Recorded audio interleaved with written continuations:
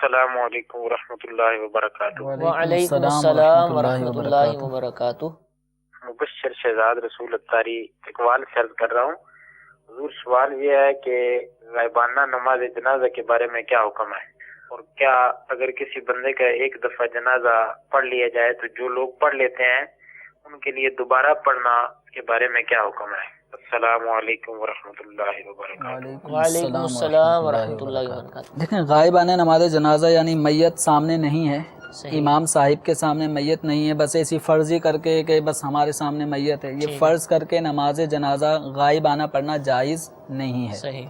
فقہ حنفی میں اس کے عدم جواز پہ باقاعدہ دلائل موجود ہیں، تو غائبانہ نماز جنازہ جائز نہیں ہے، جو پڑھتے ہیں گناہ گار ہوتے ہیں۔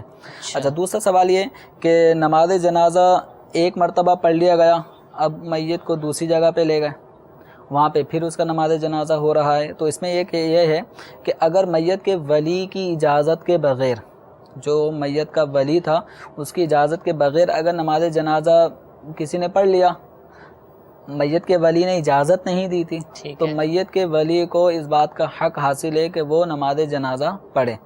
تو یوں یہ تکرار نماز جنازہ اس کے ساتھ دوسرے بھی پڑھ سکیں گے، اس کے ساتھ وہ لوگ پڑھ سکتے ہیں جو پہلے شریک نہیں تھے، جو پہلے شریک نہیں تھے وہ نئے افراد پڑھ سکتے ہیں۔